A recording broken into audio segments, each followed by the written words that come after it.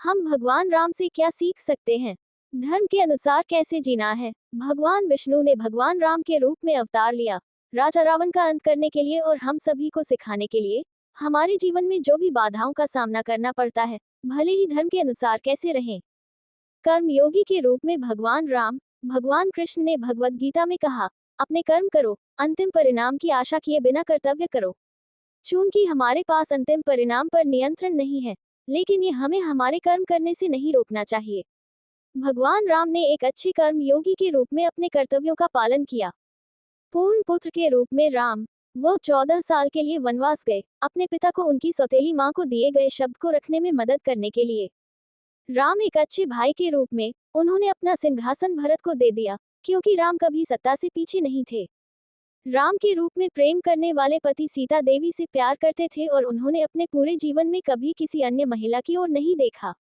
एक महान राजा के रूप में, उन्हें अपने लोगों के सामने झुकना पड़ा और सीता देवी को जंगल भेज दिया, जब अयोध्या के लोगों ने उसकी शुद्धता पर संदेह किया। राम ने कभी भी अपनी ईश्वरीय शक्तियों का उपयोग तब तक नहीं किया, जब राजा रावण ने सीता मां का अपहरण कर लिया, तो राम ने किसी भी सामान्य मानव की तरह हनुमान की मदद से और बंदरों की सेना ने लंका जाकर रावण का वध किया। राम ने कभी भी अपनी रहस्यमय शक्तियों का उपयोग नहीं किया, जब तक कि उन्हें भगवान विष्णु का अवतार नहीं माना गया। भगवान राम ने हमेशा अपना कर्म किया, चाहे उसका अंतिम परिणाम जो भी रहा हो, और हमेशा धर्म के अनुसार जिया। गीता कहती है कि जीवन रोने के लिए नहीं, भाग जाने के लिए नहीं है, हंसने और खेलने के लिए है। ये हमें संकटों से हिम्मत से लड़ने की प्रेरणा देती है। गीता मानव मात्र को जीवन में प्रतिक्षण आने वाले छोटे बड़े संग्रामों के सामने हिम्मत से खड़े रहने की शक्ति देती है। श्रीमद् भगवद गीता ज्ञान का अद्भुत भंडार है। हम हर काम में तुरंत नतीजा चाहते हैं, लेकिन भगवान ने कहा है कि धैर्य के बिना ज्ञान, दुख, मोह, क्रोध, काम और लोभ से निवृत्ति नहीं मिलेगी। आइए जाने 10 खास बातें। श्रीमद् भगवद गीता एक दिव्य ग्रंथ है। गीता मरना सिखाती है, जीवन को तो धन्य बनाती ही है। ये हमें पलायन से पुरुषार्थ की ओर अग्रसर होने की प्रेरणा देती है। 2 गीता हिंदुओं के पवित्रतम ग्रंथों में से एक है।